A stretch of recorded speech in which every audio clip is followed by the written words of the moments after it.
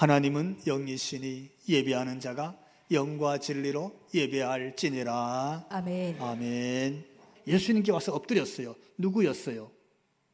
온몸에 나병 걸린 사람이에요. 온몸이 나병으로 몸이 썩고 문드러지고 피부가 떨어져 나가는, 어떻게 보면 이제 죽음으로 다 가는 그런 사람이 예수님께 와서 엎드려서 주님, 원하시면 나를 깨끗게 할 수 있나이다. 그거 그대로 가지고 왔잖아. 가린 거 아니에요. 덮은 거 아니야. 숨긴 거 아니야. 세상 사람들은 그를 보면 돌멩이를 집어 던지겠지. 나병에 걸렸으니까, 저주의 병에 걸렸으니까. 근데 그는 있는 그대로 와서 예수님께 엎드렸어. 근데 예수님 말씀하셨잖아요. 내가 원하노니 네가 깨끗함을 받아라. 할렐루야. 예수님이 그 환부의 손을 얹어 만지시면서 그 말씀 주셨을 때 그 나병이 다 나은 줄로 믿습니다. 지금 그 사건이 오늘 본문의 배경이에요. 그런 일이 있었어요. 그러니까 사람들이 얼마나 많이 예수님께로 몰려들었겠어요. 예수님 보러 오늘 어떤 기적을 베푸실까? 오늘 어떤 말씀을 주실까? 오늘 어떤 사람들이 예수님 때문에 달라질까? 이런 것 때문에 막 몰려드는 거예요. 그 중에 어떤 사람이 있었냐? 오늘 본문에 보니까 바리새인들도 많았었어요. 서기관들도 많았었어요. 그런데 이 사람들은 예수님을 비판하고 예수님의 제자들과 논쟁을 벌이는 거예요. 오늘 본문의 비방의 이유, 논쟁의 이유는 세 가지 등장합니다. 한 가지는 뭐냐면, 야, 니네 선생 예수님이 누구와 함께 앉았다? 예수님이 세리와 죄인 옆에 앉았네? 어떻게 같이 앉을 수 있나 이거지. 두 번째는, 예수님이 그들과 함께 뭐 했어요? 식탁에 앉아서 식사한다는 거야. 율법을 지키는 바리새인들과 서기관들이 볼 때는 있을 수 없는 일이야. 왜? 죄인들이거든. 왜? 세리야. 어떻게 너네 선생님은 세리와 죄인들과 함께 앉아있고 함께 먹냐 이거예요. 또 세 번째 이유가 있었습니다. 뭡니까? 어떻게 너희 선생님은 금식을 하지 않느냐 이 말씀이 오늘 본문에 쫙 깔려지고 있어요. 그러니까 이 정도로 지키지 않으면 메시아는커녕 율법을 지키는, 모세의 율법을 지키는 선민으로서도 자격이 없는 거예요. 유대인으로서 자격이 없어. 이것도 지키지 않는데. 그러니까 예수님이 너네 선생은 될 수 있을는지 몰라도 우리 유대인들에게는 함량 미달이야. 그래서 막 손가락질하고 비난하는 거예요. 비난해. 율법을 안 지키니까. 율법에 하나님의 선민 백성이 죄인으로 불리는 자와 함께 앉을 수 없어. 그와 함께 식탁을 나눌 수가 없어요. 그러니까 그렇게 말했어요. 오늘 본문의 한 배경을 보면 27절에 이렇습니다. 같이 읽어봅시다. 그 후에 예수께서 나가사 레위라는 세리가 세관에 앉아 있는 것을 보시고 나를 따르라 하시니. 그 후에는 무슨 일 후에? 온몸에 나병 걸린 사람 고친 후에 그 얘기예요. 그게 작년에 있었던 얘기가 아니에요. 저 멀리 그냥 소문만 들었던 얘기가 아니야. 바로 엊그제 그 일, 온몸에 나병 걸린 사람 예수님이 손을 얹어서 만져주시고 고쳐주신 그 사건이에요. 그러니까 그 사건 속에서 와, 진짜 하나님의 아들 메시아가 아닐까 이런 기대가 막 충족되고 있는데, 그 예수님이 그날 세무서 앞을 지나가다가 그 세무서 안에 앉아있는 누구? 세관원, 세무공무원, 레위를 딱 보고는 레위야, 예 선생님 너는 나를 따라라. 레위야 너는 내 제자가 되거라 하고 부르시는 거예요. 여러분 어떻게 하면 좋겠어요? 그가 모든 것을 버리고 일어나 따르니라. 여러분 예수님 따른 데는 반드시 버려야 될 게 있어요. 양손을 잡고서는 예수님을 따라갈 수가 없어요. 두 발을 양쪽에 딛고는 예수님을 따라갈 수가 없어요. 예수님을 향해서 바라보고 그분의 뒤를 따르고 그분의 말씀을 따르려 그러면 우리는 놓아야 될 게 있어요. 놓아야 될 거. 여러분은 뭘 놓아야 되겠어요? 예수님보다 앞서는 건 놓아야 됩니다. 예수님과 동행하기 어려운 놓아야 돼요. 여기 오늘 레위는 세상적인 걸 놓았어. 어떻게 다 버리고 일어나서 예수님을 따르니라. 그 레위가 우리가 아는 마태복음의 저자 마태가 되는 겁니다. 할렐루야. 이 사람이에요. 그렇게 예수님을 따라갔어요. 그렇게 예수님을 부름받고 나니까, 예수님께 자기가 부름받아서 예수님의 제자가 되고 나니까 너무 좋은 거야. 내가 이런 은혜를 입다니. 그래서 자기 집에서 잔치를 배설했어요. 큰 잔치를 베풀었어. 오늘날로 말하면 1급 요리사를 불러와서 뷔페를 만들었겠죠. 그게 잔치를 딱 베풀어서 예수님뿐만 아니라, 예수님의 제자들뿐만 아니라 자기 동료들도 다 초대를 했어. 자기가 직업이 세리였으니까 세무서의 세리들을 다 초대했어. 그리고 세리들뿐만 아니라 당시에 죄인들로 불린 사람들도 다 불렀어요. 큰 잔치를 베풀어서, 그때에 어떤 일이 생겼냐면 30절 말씀 함께 읽습니다. 바리새인과 그들의 서기관들이 그 제자들을 비방하여 이르되 너희가 어찌하여 세리와 죄인과 함께 먹고 마시느냐. 여러분, 함께 있어요. 같이 앉고 같이 음식을 나누고 있어요. 이게 왜 비방거리가 되지요? 이게 왜 손가락 받아야 될 일이 생기는 거예요? 이게 무슨 이유일까요? 이유는요, 잔치가 문제가 아니라 함께 앉는 게 문제였어요. 왜? 그들은 죄인으로 불리웠어요. 여기 세리와 죄인으로 취급받고 있기 때문이에요. 절대로 함께 앉을 수 있는 그런 동료의식이 있는 사람들이 아니에요. 같이 앉았다는 말, 같이 식사를 나눈다는 말은 그들과 하나가 된다는 뜻이에요. 한 식구가 된다는 말이에요. 여러분, 예수님 시대에 세리들은 다 로마 제국에 속한 세리들입니다. 그들은 자기 할당량을 지역에서 세금으로 거두고 그들을 다스리고 있는 식민지가 되었기 때문에 로마 제국에 세금을 바치고 할당된 추가 이상의 세금을 거둔 것들은 다 자기의 몫입니다. 자기의 몫. 세금을 거두면 거둘수록, 많이 거둘수록 자기의 이윤이 많아지니까. 반면에 세금을 내야 되는 백성들 입장에서 보면 동족의 피를 빨아먹는 마치 흡혈귀 같고 자기 민족의 재산을 갖다 바치는 매국노처럼 그렇게 여겨졌기 때문에 로마 시대에 어느 나라를 막론하고 세리는 사람 취급을 받지 못했습니다. 나라를 팔아먹는 죄인 취급받았습니다. 사람들이 말을 썩지도 않았습니다. 한 예로 삭개오는 세리장이었습니다. 예수님이 그 동네에 왔지만 사람들은 그에게 예수님 볼 수 있는 틈도 내주지 않았습니다. 예수님 보려고 아무리 몰려왔지만 사람들 틈 사이에 들어갈 수도 없었습니다. 왜? 세리장이었기 때문에. 그렇게 사람들로부터 외면을 받았습니다. 여기 오늘 레위도 그런 사람이었습니다. 사람들에게 죄인으로 인식되어 있었고 그렇게 취급받았습니다. 동시에 여기 세리와 죄인과 함께 먹고 마셨다 할 때 이 죄인은 어떤 죄인이냐면 예수님 시대도 마찬가지였습니다. 누가 죄인으로 불렸냐면 몸을 파는 사람들을 죄인 취급했습니다. 그렇게 불렀습니다. 창녀들입니다. 레위가 잔치를 베풀었을 때 누가 오겠어요? 누가 그 잔치집에 오겠냐고. 그러니까 자기처럼 죄인 취급받고 사회에서 변두리로 외면받는 사람들을 다 초대했어요.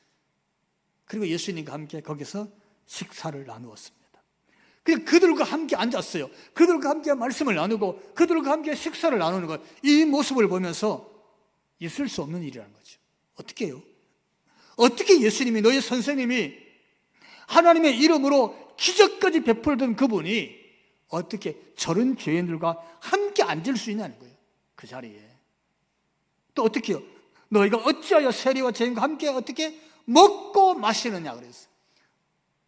어떻게 함께 먹고, 이거 너무나 중요한 얘기예요.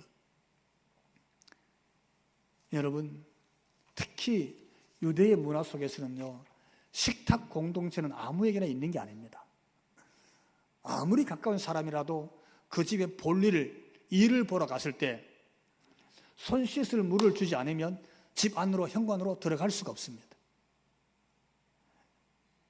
그리고 손 씻을 물을 줘서 손을 씻고 들어가서 식탁에 앉아서 같이 음식을 나눈다는 말은, 우리나라 말도 그런 말이 있어요. 식구란 말이 있죠. 식구. 누가 식구입니까? 밥을 같이 나누는 가족을 식구라고 부릅니다. 우리 식구. 예. 같은 밥상에 앉아서 같은 밥을 같이 서로 먹고 마시는 사람들을 식구라고 불렀어요. 가족이라는 의미예요. 가족. 유대의 문화 속에서도 그들이 음식을 나누고 식탁을 나눌 때는 우리와 동일한, 우리의 공동체 속에 있는 같은 정체성을 가진 식구란 뜻이 있어요. 그래서 그들은 식사 나눌 때 원판의 빵이 하나야. 그 원판의 빵을 식탁 위에 올려놓고 자기들이 거기서 잘라서 자기 접시에 올리고 그 위에 소스를 담아서 말아서 식사를 합니다. 빵을 나누지 않아요. 한 빵을 갖고 와. 빵이 하나인 것처럼 그 빵을 나눠서 뜯어 먹으면서 같은 빵을 먹은 같은 식구인 거예요. 우리는 한 가족, 한 식구다, 그런 뜻이. 그게 유대 사회의 식탁 문화입니다.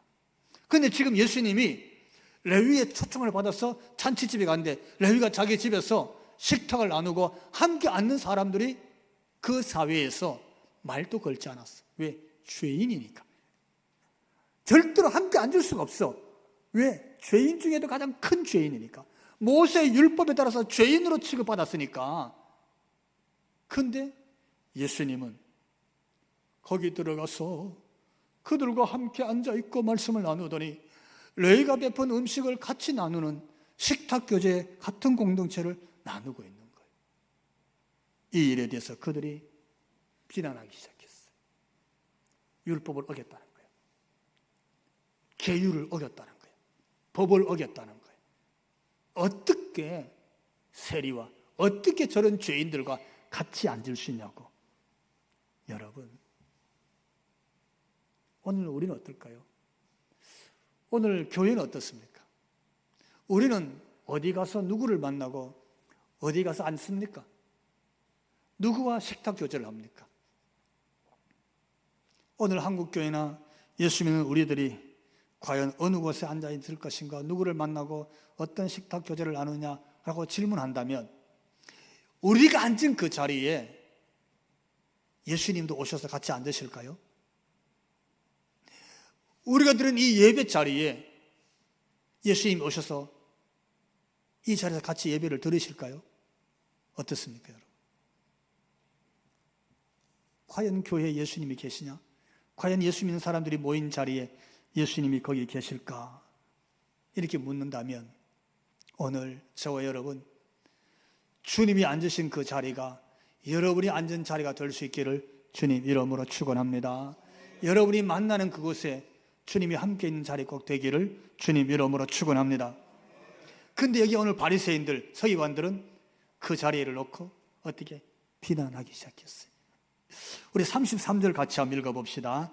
그들이 예수께 말하되 요한의 제자는 자주 금식하며 기도하고 바리새인들의 제자들도 또한 그리하되 당신의 제자들은 먹고 마시나이다. 참 이상하지요. 그 일 후니까 온몸에 나병 걸린 사람이 예수님이 만지고 고침받은 거 다 안다는 뜻이에요. 다 봤어요. 오늘 레위의 집에서 잔치가 일어난 이 사건 앞에서는 그들이 뭘 보고 있느냐 하면은 레위가 얼마나 기뻤는지, 예수님을 만나서 부름받았을 때 얼마나 감격했을는지, 그가 얼마나 행복했으면 이렇게 잔치를 베풀까, 이런 게 안 보이는 거예요. 안 보여. 대신에 뭐가 보였어요? 어떻게 죄인과 함께 앉지? 어떻게 죄인과 함께 밥을 먹지? 어떻게 저들과 함께 같은 공동 식탁을 만들어하지? 또 뭐라 그랬어요? 봐라, 여기 보니까 많은 선지자들도 또 요한의 제자들도 그들도 금식하면서 기도하는데 내가 보니까 저기 너희의 선생 예수님도 그의 제자들인 너희들도 금식도 안 하더라. 우리는 다 한다는 거예요. 우리는 다 한다는 거지. 예. 나는 하는데 너는 왜 안 하냐 이런 얘기잖아요. 예. 왜요? 금식하는 게 그들은 율법을 지키는 겁니다. 무엇이 율법이 나와 있으니까. 다시 말하면 내가 금식하는 걸 지금 자랑하는 거예요. 나는 한다는 거예요.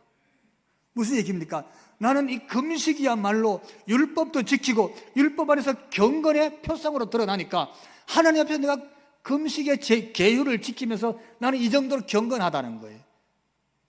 자신의 경건을 말하는 거예요. 그리고 그 경건을 사람들이 그렇게 금식함으로 인해서 자랑하는 거예요. 인정받는 거지. 자기가 하는 것으로 그 공동체 안에서 인정받으려고 하는 거예요. 자랑하는 거예요. 예. 왜? 나는 그렇게 지키니까. 어떻습니까? 여러분, 내가 지킴으로 인해서 그것이 내 의가 되고, 내가 지킴으로 인해서 그것이 내 자랑이 되고, 내가 지킴으로 인해서 다른 사람의 내가 인정받으려고 하는 것, 이게 오늘 바리새인들과 서기관들의 모습입니다. 어떻습니까? 그렇게 하지 않는다고 지금 어떻게 비난하잖아요. 그렇게 하지 않는다고. 왜 금식하지 않냐는 거죠. 왜 예수님은 금식 안 하지? 왜 사람들에게 인정받으려고 지키지 않느냐는 거죠. 예수님은 그렇게 하지 않으셨던가 봐. 제자들과 함께 외식도 하지 않았어. 인정받으려고, 사람들에게 보여주려고 하지 않았어. 근데 여러분, 오늘 우리는 어떻습니까? 우리는 보여주려고, 누가 알아주기를 바라고, 내가 하고 있다는 것을 자랑스러워하면서 혹시 안 알아주면, 혹시 우리가 잘 인정받지 못하면 어떻습니까? 나도 모르게 서운해지고 그럴 수 있냐고 우리가 비난하게 되고 그런 일은 안 생깁니까? 내가 하고 있는데 네가 그렇게 안 하면 안 되잖아. 네 그거 고쳐야 돼. 혹시 이러고 있지 않나는 거죠. 그건 네가 틀렸어. 그렇게 하지 말아야지. 이렇게 내 의를 주장하고 있는 건 없는지 자신을 돌아보게 되는 말씀이에요. 왜? 지금 예수님과 제자들을 향해서 바리새인들과 유대인들, 서기관들이 모두 그렇게 말하고 있었습니다. 그런데 여러분 기억해야 됩니다. 지금 그 사회가, 유대 공동체가, 그들의 지도자였던 바리새인과 서기관들이 다 손가락질하고 있는 거기, 그 레위, 세리, 죄인들 자리에 예수님이 가서 앉아있더라는 거예요. 우리 그걸 볼 수 있어야 돼요. 예수님이 그들과 함께 식탁을 나누고 있는 거예요. 예수님이 그걸 몰랐겠어요? 비난받고 있는 자리에서 식탁을 나누고 있었어요. 같은 식구로서 그들을 대하고 있었던 겁니다. 예수님 오늘 이렇게 말씀하십니다. 34절 같이 읽어봅시다. 예수께서 그들에게 이르시되 혼인집 손님들이 신랑과 함께 있을 때에 너희가 그 손님으로 금식하게 할 수 있느냐? 그럴 수 없다는 거예요. 오늘 예수님 말씀이 뭡니까? 신랑을 만난 신랑집에 있는 하객들, 손님으로 비유하고 있어요. 여러분, 신랑집의 주인공은 누굽니까? 신랑이죠. 그렇죠? 결혼식의 주인공은 신랑 신부가 주인입니다. 그렇잖아요. 신랑을 만났는데 막 가슴이 아프고 찢어지고 그냥 마음이 상하고 그래요? 아니면 즐거워요? 곡이 나와요? 흥이 나와요? 그 축복된 상황을 보면서 거기 온 손님들이 막 곡을 하고 아이고 슬퍼하고 그냥 막 가슴을 치고 그러겠냐고 예수님이 그 얘기 하는 거예요. 혼인집에 손님들이 와서 신랑과 함께 있는데 어떻게 그 손님들에게 금식하라 할 수 있겠느냐? 나는 그렇게 할 수 없다. 주님이 그렇게 말씀하시는 거예요. 슬퍼할 수 없다는 거예요. 왜? 잔칫날이니까. 그날은 기뻐하는 날이야. 축복하고 축하받는 날이야. 잘했다고 칭찬하는 날이고, 그들이 다 함께 음식을 나누면서 춤을 추고 노래하는 날이. 예수님이 그 얘기 하시는 거예요. 지금 예수님이 비유를 들었어요. 신랑 집에 비유를 든 거예요. 그 집에 지금 신랑이 왔다는 거예요. 그래서 잔치가 벌어져서 신랑과 함께 있는 너희가 어떻게 가슴을 찢고 금식하면서 슬퍼하고 그렇게 앉아 있느냐? 지금은 그럴 때가 아니다. 신랑과 함께 기뻐할 때니라. 여러분, 더 나가서 신랑과 함께 있는 그 자리가 기쁨의 자리고 행복의 자리고 천국인 줄 믿습니다. 신랑 대신 예수님과 함께 있는 자리가 거기가 천국을 경험하는 거예요. 신랑 대신 예수님이 오셔서 임재해 계신 곳이 거기가 우리가 영적으로 하나님 나라를 경험하는 곳인 줄로 믿고, 교회가 여러분, 예배가 우리를 찾아오신 예수님을 만나는 자리가 꼭 되기를 축원합니다. 예수님 만나는 자리가 돼요. 예수님 때문에 우리가 하나님 나라를 경험하는 거예요. 다른 게 아닙니다. 예수님이 혼인집의 비유를 들었어요. 혼인집의 비유를 들어서 신랑과 함께 있는 것이 얼마나 기쁜 것인지, 우리가 로마서 14장 17절 말씀 보면 천국은 이렇게 되어 있어요. 천국은 오직 성령 안에 있는 의와 평강과 희락이라 그랬어요. 참 평강과 희락이 넘치는 것이 하나님의 나라인 줄로 믿습니다. 천국이 그런 것이 언제? 신랑 대신 예수님을 만났을 때 우리 속에 뭐가? 희락이 넘치는 거예요. 기쁨과 즐거움과 행복이 넘치는 거예요. 예수님 때문에 우리 속에 이 희락이 넘치기를 축원합니다. 사람 때문이 아니에요. 여러분, 사람 때문이면 그 사람하고 좋으면 기쁩니다. 근데 그 사람과의 관계가 어려워지면 기쁨이 사라져요. 힘들어져.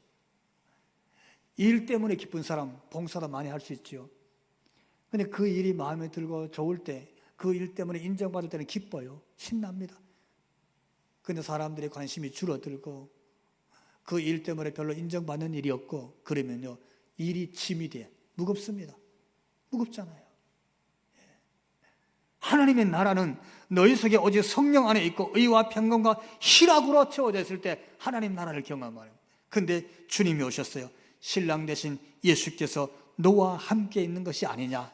이 기쁜 날, 이 희락이 넘치는 날, 금식하지 않는다고 어떻게 비난하느냐. 주님이 그렇게 말씀하십니다. 사랑하는 성도 여러분, 우린 예수님 때문에 바리새인들이 손가락질 하든지 말든지, 금식한다고 율법을 지키라고 하든지 말든지, 예수님과 함께 있는, 그분과 함께 누리는 희락과 기쁨이 있기를 주님 이름으로 축원합니다. 예수님이 누구냐? 이 메시지를 던지는 거예요. 이 누가복음이 예수님이 누구냐? 아, 예수님은 죄인과도 함께 앉더라. 그 얘기하는 거예요. 예수님은 누구냐? 죄인과 함께 식탁도 나누더라. 뭐 식구처럼 한 가족처럼 그렇게 대하시더라. 예수님 누구냐? 남들이 가슴 치고 금식해야 될 때 그분은 내가 신랑이다. 네가 어떻게? 희락 안에 있어라.